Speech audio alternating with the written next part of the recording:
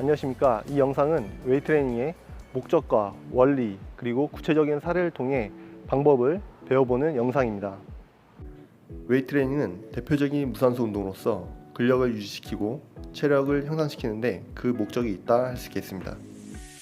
웨이트 트레이닝 활동을 위해서는 편안한 복장, 운동화, 보호대 등을 준비해야 할 것입니다. 다음으로 웨이트 트레이닝의 원리에 대해 살펴보도록 하겠습니다. 트레이닝 원리는 6가지로 구분할 수가 있는데요. 한 가지씩 살펴보도록 하겠습니다. 먼저 점진적 과부하의 원리입니다. 이 원리는 단계적으로 난이도를 증가시키고 충분한 자극이 오도록 운동하라라는 그런 원리가 되겠습니다. 그래서 너무 처음부터 무리하지 말고 또 너무 낮은 그 자극으로 운동이 되지 않으면 안 되기 때문에 이러한 원리를 통해 트레이닝하라는 것입니다. 다음으로 반복성의 원리입니다. 이 원리는 충분한 운동이 될 수 있도록 반복을 해라 이런 의미가 되겠습니다. 그래서 너무 낮은 반복 횟수로는 운동이 되지 않을 수 있기 때문에 그 점을 주의하시면 될 것 같습니다. 다음으로 전면성의 원리인데요. 이 원리는 신체의 전체적인 발달을 가져가라 이런 의미입니다. 그래서 운동을 하다 보면 한 부위만 집중적으로 좀 발달시키고 싶은 경우가 있는데 그러지 말고 신체 전체적인 균형을 위해서 전면성 원리를 통해 운동을 해라 이런 의미라고 보시면 되겠습니다. 다음으로는 계속성의 원리입니다. 이 계속성의 원리는 반복성의 원리랑 약간 혼동될 수 있는데요.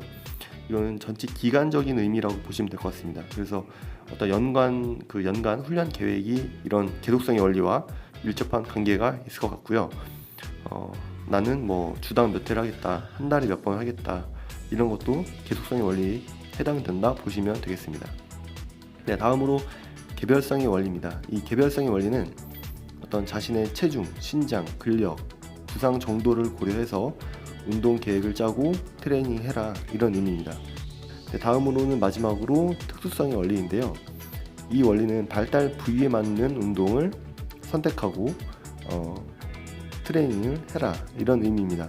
요즘에는 헬스장에 가면 그 운동 기구 옆에 그 기구를 사용했을 때 발달되는 근육 사진이 있습니다. 그런 것들을 잘 확인하시고 운동하신다면 특수성의 원리에 따라서 발달 부위에 맞는 운동을 할 수 있다고 볼 수 있겠습니다. 지금부터는 웨이트 트레이닝 동작에 대해 살펴볼 것인데요. 본격적인 활동에 앞서서 팔 벌려 높이뛰기, 가볍게 뛰기 등을 통해 충분한 워밍업을 해야 합니다. 워밍업 후에는 신체의 가장 밑에 있는 관절부터 가장 위에 있는 관절의 순서로 관절을 돌려주시고 그 다음에 각 부위별 스트레칭을 충분히 해주시면 되겠습니다.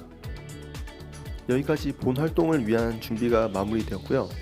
자, 이제는 우리가 한 동작을 한번 배워보도록 할 텐데요. 오늘 배워볼 동작은 그 복합 관절 운동에서도 데드리프트라는 동작입니다. 먼저 복합 관절 운동이 무엇이냐면 그림에서 보시는 것과 같이 운동을 할 때에 한 가지 관절만 움직이는 것이 아니라 이렇게 무릎, 그 다음에 고관절 두 가지 이상의 관절이 움직이는 동작들을 복합 관절 운동이라고 합니다. 지금 보시는 그림이 데드리프트 동작입니다. 이 동작도 마찬가지로 무릎과 고관절을 쓰는 복합 관절 운동에 해당이 됩니다. 복합 관절 운동의 특징으로는 여러 가지 관절을 사용하기 때문에 아무래도 에너지 소모에 있어서 조금 더 이점이 있다고 보시면 되겠습니다. 지금부터 데드리프트 동작을 하나씩 살펴보도록 하겠습니다. 어깨 넓이로 편안히 서서 바벨을 먼저 잡아주시고요.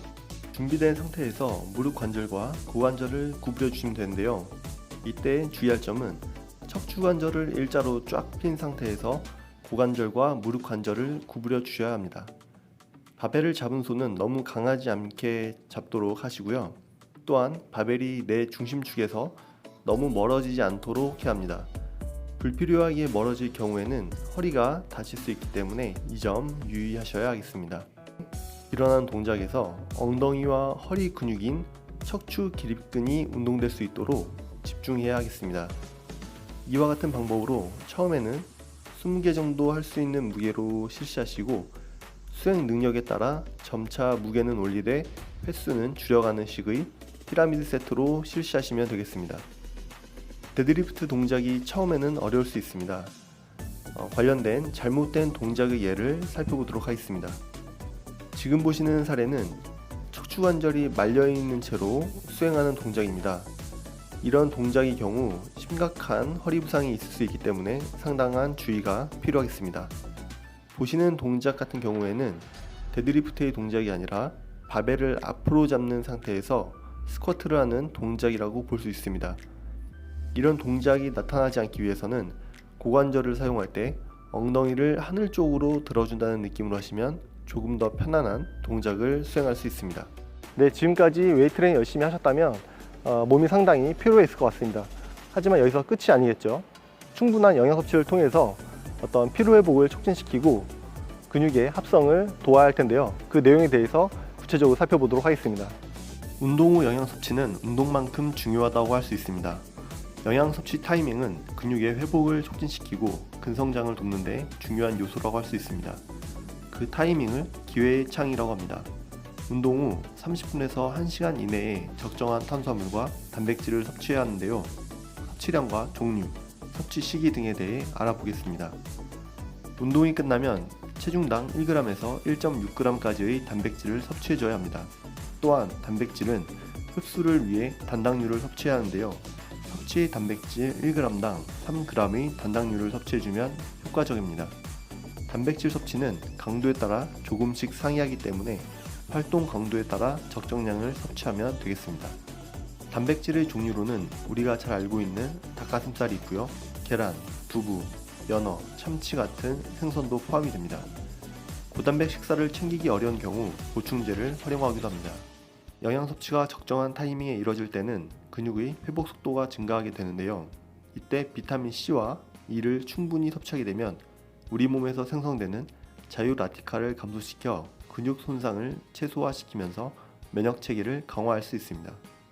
관련된 호르몬은 염증을 유발하는 코티졸과 근육의 글리코겐으로 저장시키는 인슐린의 관계가 있습니다.